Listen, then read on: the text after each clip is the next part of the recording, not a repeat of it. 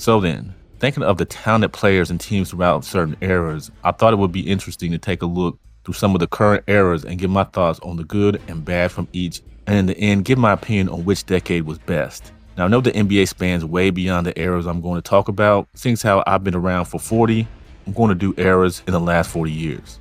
The 80s, 90s, 2000s, and 2010s. Today, we'll discuss the 80s and 90s, and I will drop the 2000s and 2010s shortly after. So some may be wondering how I'm going to score this. I'm going to try to keep it fairly simple. I'll look at the champions and their legacy in the association, the parity during those years, were the titles won by one conference, or was it back and forth affair? Then I'll take a look at the prime players of those years and their impact on the game.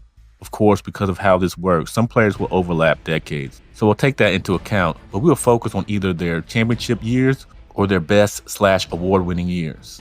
The 80s were quite the decade. Most will agree that this was the decade that catapulted the NBA into prominence as one of the major sports leagues in the US, mostly on the backs of two men and two teams.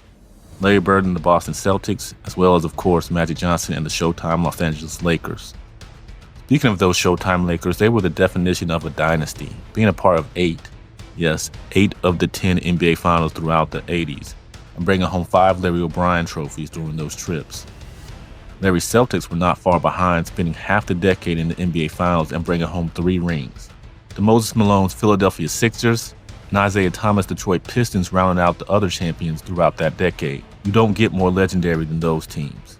Los Angeles Lakers having, who many believe, the greatest point guard ever in Earvin Magic Johnson, teamed with Kareem Abdul-Jabbar, the already legend of the league, who while his time was dwindling, was still able to be a major force on the court.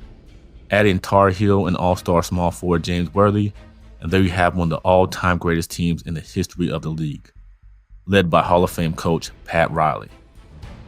On the other side of the field were those green and white wearing Boston Celtics, led by Hall of Famer Larry Bird and anchored by greats Dennis Johnson, Kevin McHale, Robert Parrish, among others. Finally, those much-hated bad boy Detroit Pistons with point guard great Isaiah Thomas, his bodyguards Bill Laimbeer and Rick Mahorn, and his sidekicks Joe Dumars and Vinnie Johnson. Please don't copy his shooting style. Those teams basically ruled the 80s, with Moses Malone's Sixers powering their way in at times. The parity was split for the most part, with the West taking home 5 and also being dominated by the Lakers and Boston, Detroit, and Philly on the East taking 3, 1, and 1 respectively. The 80s will probably be remembered by some as a boring era outside of those flashy Lakers and Celtics, as the NBA was still an inside-outside game of fundamentals back then. While you may see a 3-ball shot at times, it was nowhere near a staple of the game, and those that shot it were basically considered specialists, and that was one of their only jobs on the court. The days of the athletic build were starting to pour into the league, but as some like to call them, plumbers and construction worker body types were still running rampant on most NBA teams. And with teams loaded to the brim like the Lakers and Celtics, box scores looked like those of today surprisingly, with much slower bigs roaming the paint and more athletic or ball-moving teams being able to exploit those advantages. Also the fact that the league was only comprised of 23 teams at that time, so when a team got a solid combination of players, they usually stayed with that squad for a while, meaning that only the best of the best filled out rosters with less teams available. These were also the years where the NBA got its reputation for having tough defense, basically meaning you'd almost have to concuss another player for them to call anything beyond a regular foul during those days. And fist flying normally just meant a common technical, unlike today where a common touch foul can lead to ejection and multiple game suspension if the refs see it wrong.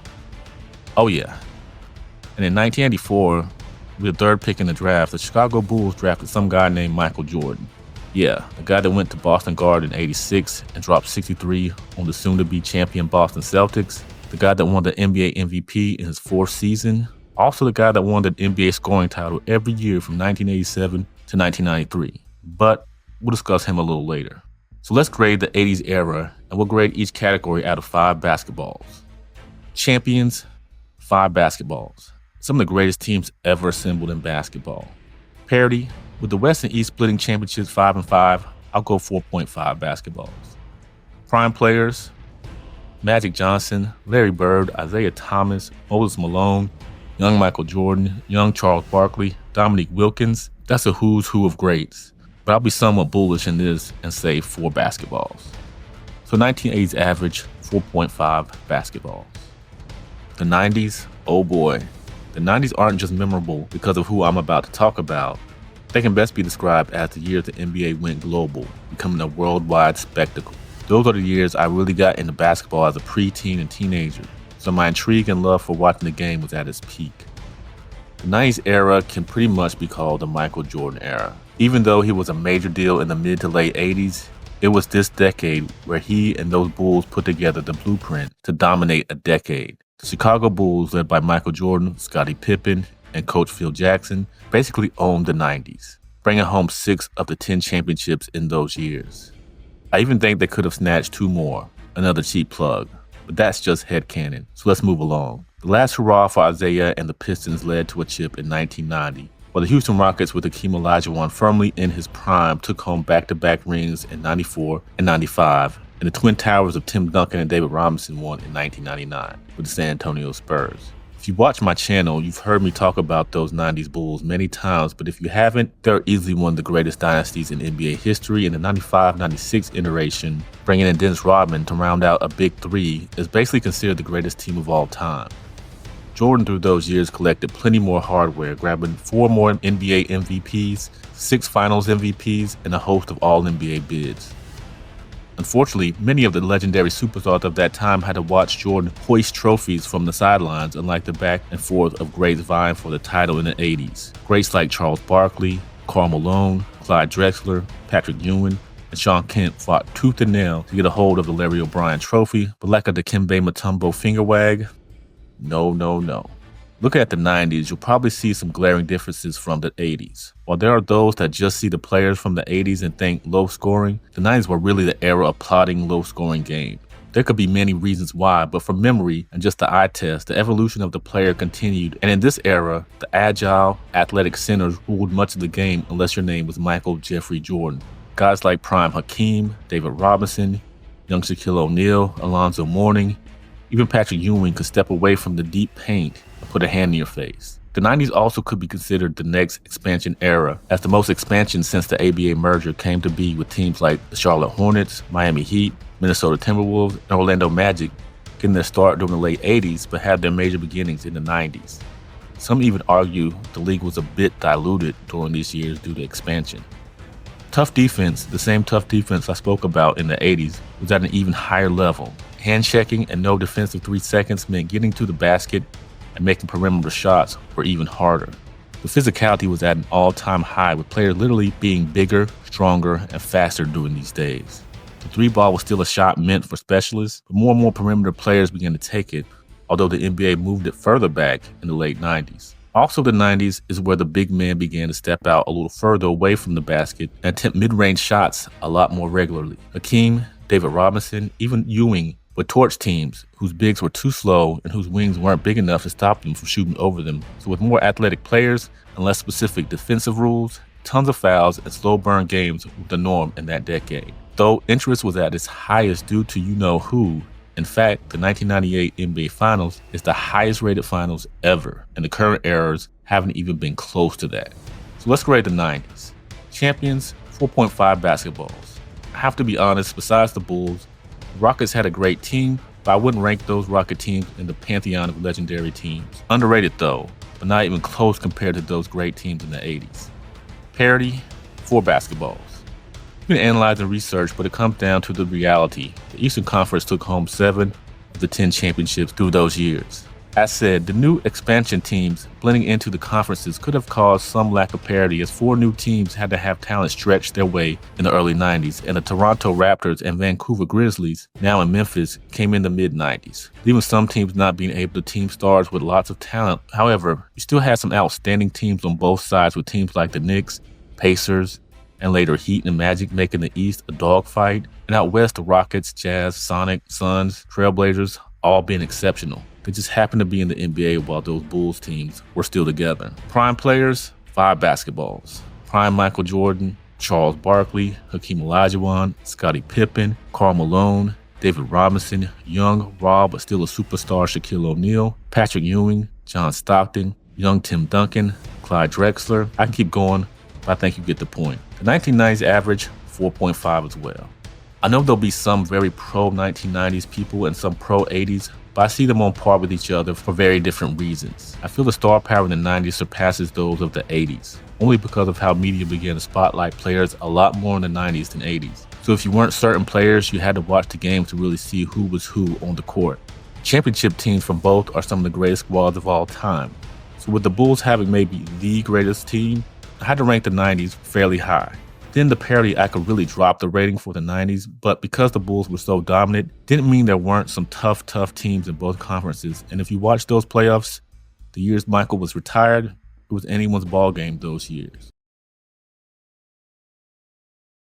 Which era of the NBA was the most exciting, had the most parity, and shaped the game to be a global phenomenon? Those are the questions I'm setting out to answer in this series, where I take a look at the eras throughout the last 40 years in the NBA. If you happen to miss part 1, cheap plug, I will link it in the description, as I spoke about the league in the 1980s and 1990s and gave them a grade. I think some will be surprised how those decades/eras panned out. So today, let's talk about the last 2 full decades, which in terms of the evolution of basketball, I feel are their own eras in themselves. The 2000s and the 2010s. While both had elements of decades before, these years were very transitional for the league in many ways, on and off the court. So to continue these comparisons, a quick rundown of how the scoring will go. I'll look at the champions and their legacy in the association, the parity during those years, were the titles won by one conference mostly, or was it a back and forth affair? Then I'll take a look at the prime players of those years and their impact on the game. Of course, because of how this works, some players will overlap decades, so I will take that into account, but we will focus on either their championship years or their best/award-winning years. So today, we will discuss the NBA eras ranging from the 2000s and the 2010s. The 2000s were a decade that laid the foundation of what the association would eventually become today. From the overall company to the product to the players to the rules. With the internet and advancement in all forms of media, things were bound to reflect that progression. David Stern of the league as a whole was reeling from the retirement of Mr. GOAT himself, Michael Jordan, and the dismantling of that historic Chicago Bulls team, and needed a spark to keep and gain interest in the game moving forward. Here's a quote from Mark Cuban when speaking on the 2000s in the NBA. The 2000s was also a time when almost every NBA team was losing money, a lot of money, and teams' values were declining. So it was natural for a company who through the 80s and 90s grew dependent on stars and superstars to sell the game to struggle with one of its biggest names ever left and one of their most popular teams disbanded. In came the 2000s Los Angeles Lakers, rising once again after their dormancy in the 90s. Lakers now with Phil Jackson, fresh off his extremely successful coaching career through the 90s, decided to try to tame even more egos in the massive Shaquille O'Neal and the rising Kobe Bryant.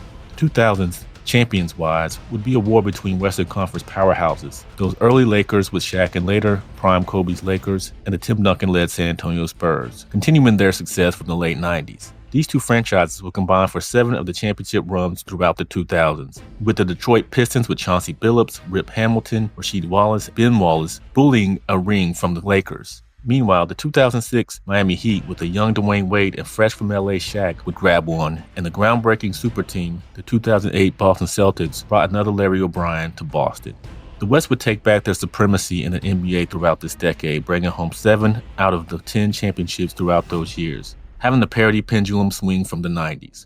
While I won't spend much time on the return that probably shouldn't have happened, the repackaged Washington Wizards, leaving behind their Bullets moniker due to the negative connotation associated with it and the rise in violence across the country, had a new regime which consisted of part owner and head of basketball operations, the GOAT himself, Michael Jordan. With his new role and the competitive bug getting the best of him, he returned in the 2001-2002 season as a member of the Wizards and wasn't necessarily bad, but not many will look back on his Wizards tenure and use it in any GOAT debate. While having a few flashes of his former greatness, Jordan would have an okay return in that season, though injuries hampered him, and the next season saw Father Time lace up his Jordan brand kicks and really lock down the once nearly unstoppable shooting guard and finally send him to retirement for good. The 2000s would unfortunately be known for one of the most controversial and league-shaking events the NBA has ever seen. The Malice in the Palace. In 2004, a heated game between the Indiana Pacers and hard-nosed Detroit Pistons would change the game forever. After a scuffle between controversial figure Ron Artest and big man Ben Wallace, while the rest were trying to figure out the penalties between the players, a fan threw a drink at Ron Artest and a player-fan brawl ensued.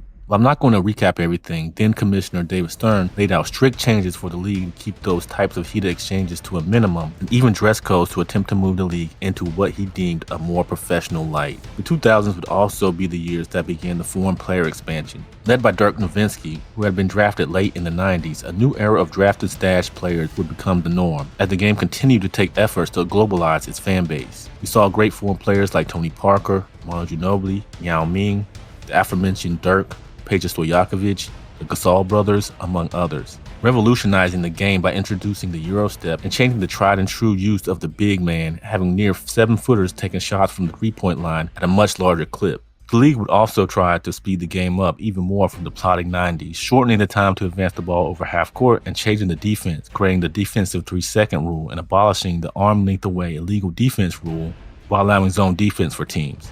The continued evolution of the athlete played a major part in the 2000s as well, as the agile center was still very much a prominent figure, but with the zone defenses being allowed and the speeding up of the game, teams would at times sacrifice size for agility and speed, with prime wings being some of the star athletes of that time like Kobe Bryant, Steve Nash, Allen Iverson, Tracy McGrady, Jason Kidd, Dwayne Wade, and oh yeah, some kid from Akron, Ohio, drafted #1 by his home state, one of the greatest of all time, LeBron James, taking over the mantle that Mike had left in the 90s and keeping the NBA as one of, if not the top sports league worldwide. Also, with advanced technologies came analytics. Now with the ability for many to watch footage on more than one media, stat nerds can analyze the game and come up with metrics, such as box plus minus, as well as player efficiency ratings, PER, created by John Hollinger, to rate a player's on-court productivity.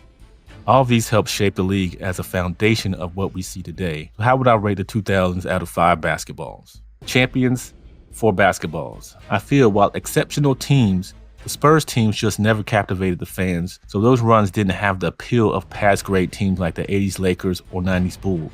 While the Shaq Kobe Lakers did bring some prime time. Outside of the Lakers and Celtics revitalizing their longtime feud late in the 2000s, the champions of this time are often pretty forgettable, such as the Pistons team and even the 2006 Heat, who I believe should still thank the refs for that chip. Parity, 4 basketballs. Again, while there were phenomenal teams throughout the 2000s, some I didn't even talk about in the breakdown, such as the New Jersey Nets, Sacramento Kings with Chris Webber and company, Dirk's Dallas Mavericks team, and Mike D'Antoni's 7 seconds or less Phoenix Suns, who really sped the game up for entertainment. But it just seemed like every year for many years, it could go to either the Spurs or Lakers and just insert an Eastern Conference team in there. Prime players, 4.5 basketballs. Kobe Bryant, Tim Duncan, Steve Nash, Jason Kidd, Dirk Nowitzki, Tracy McGrady, Yao Ming, Allen Iverson, Kevin Garnett, Shaquille O'Neal, Dwight Howard, young LeBron James. I could keep going, but there's just a few of the absolute stellar players that came through the 2000s. So the 2000s average is 4.2 basketballs. Now the 2010s, an era that we are not far removed from. The 2010s, I feel, began what we now know as the new norm for the NBA and basketball period. It's all about the 3-ball now. We can name this decade/era several things. The tale of traveling LeBron, and no, not the infraction he rarely gets called for, the Dynasty Warriors, or the era of the 3. Any of those fit that 10-year run and basically break down the years to come. After Kobe and the Lakers vanquished the Boston Celtics and got their revenge from 2008, the 2010s saw one of the biggest events to change the current landscape. Self-proclaimed king LeBron James made a huge decision and took his talents to South Beach and followed the 2008 Celtics lead and created a super team alongside D-Wade and Chris Bosh. The old guard remained steady to start the decade as Dirk, with the past his prime Jason Kidd, Jason Terry, Shawn Marion, the Dallas Mavericks, smoked the new super team with LeBron and crew. The Heat would finally find their footing, grab Larry O'Brien from out west and bring it back to the Eastern Conference. LeBron in the 2010s was a force and firmly cemented himself as the face of the NBA. He also collected a nice collection of hardware during those years.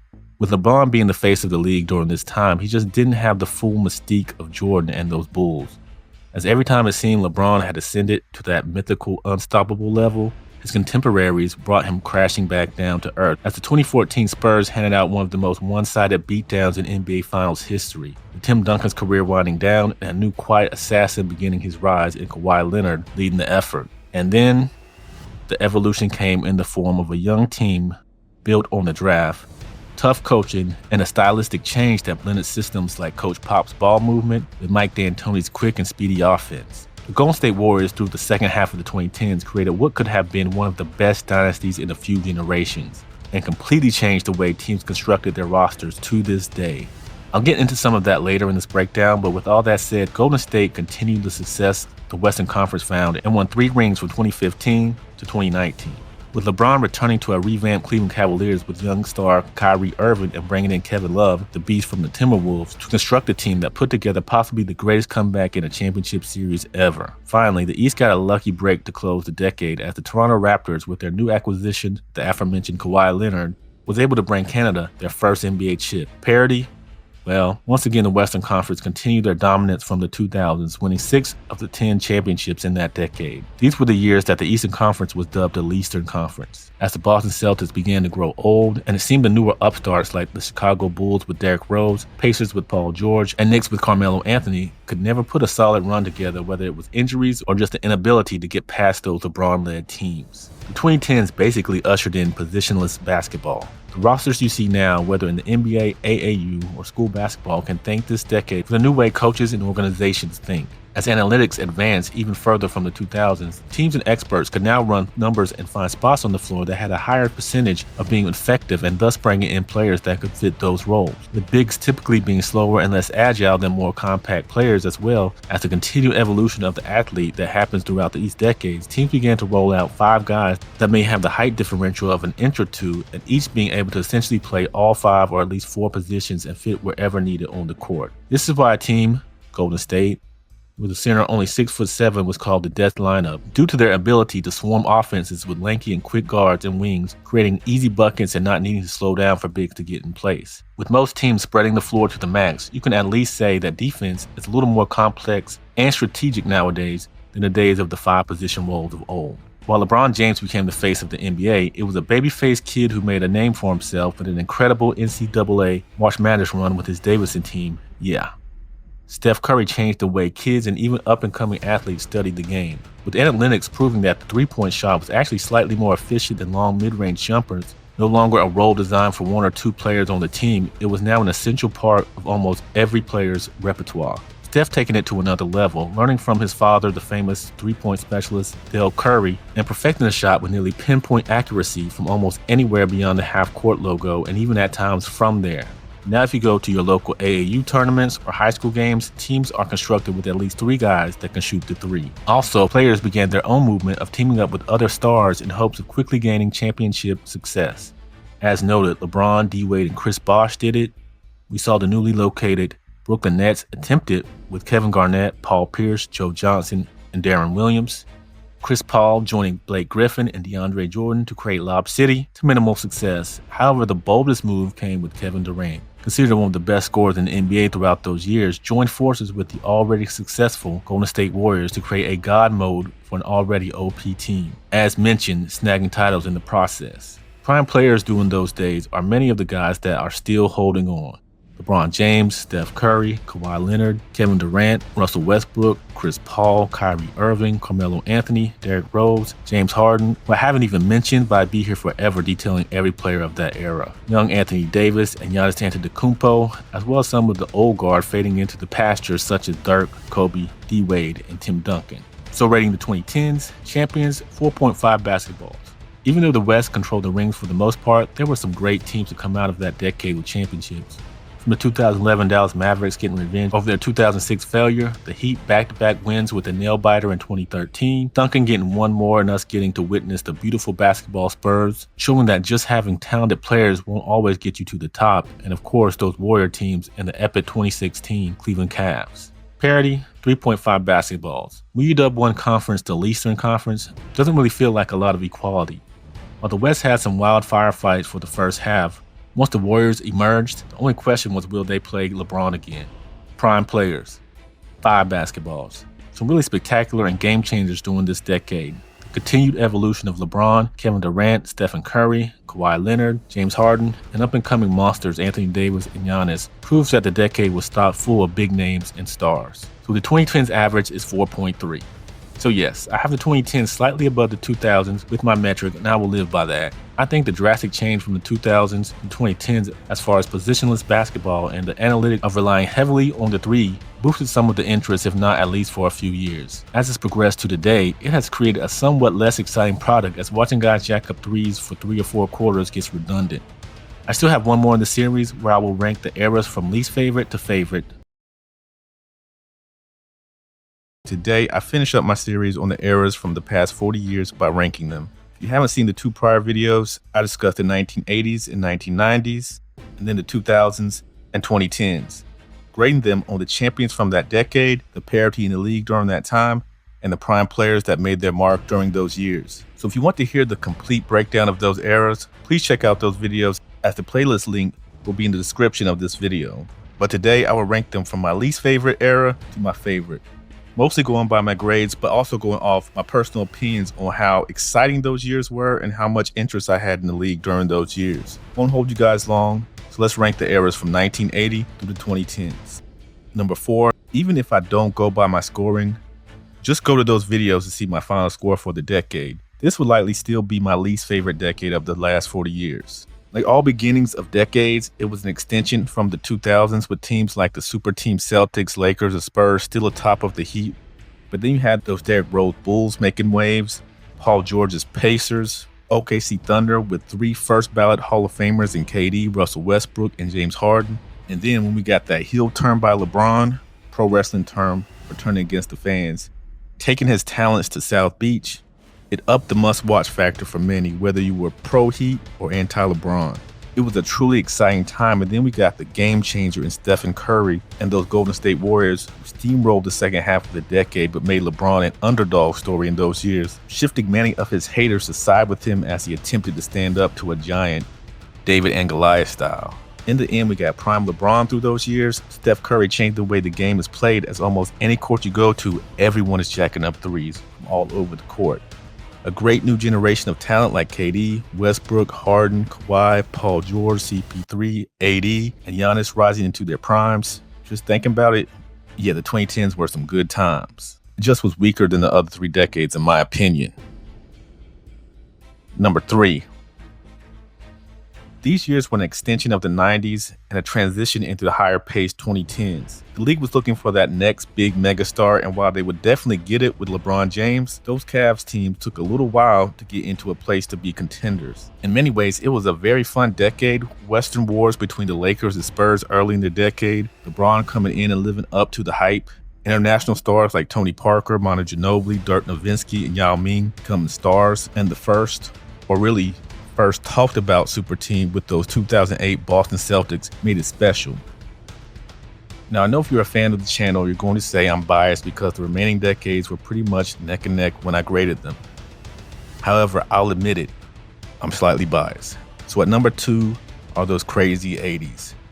You can disagree with me, because I know there's some younger fans that think the 80s were a bunch of plumbers and construction workers playing against a few superstars. But if you watched it back then, those games were high-scoring affairs, hard-hitting, and exciting. The Showtime Lakers can be described as an even flashier version of the Steph Warriors. They just had talent everywhere on the court and made teams look like amateurs when Magic Johnson would do his thing as the floor general. Then you had the larrybird Celtics that were just as talented, a little less flashy, but were just a well-oiled machine. And Larry Bird was doing a lot of the things we praised Nikola Jokic for doing with his passing ability, floor vision, and ability to scorch defenders almost anywhere from the 3 to mid-range. Bad Boy Pistons became must-watch because unless you were from Detroit, you literally couldn't stand guys like Bill Laimbeer and Rick Mahorn basically tackling your favorite players. Of course, this was a decade where young Michaeljordan wowed fans and really brought in a huge set of eyes to the game with just how dominant he could be. Of course, slower than what we see today, the games and the players just showed a fundamental skill level you don't always see today due to how fast-paced games are. Not to mention such great names as Moses Malone, Kareem Abdul-Jabbar, Alex English, young Charles Barkley, Dominique Wilkins, and Hakeem Olajuwon making their marks. The 80s had some great basketball and drama-filled series that you had to be there to really enjoy.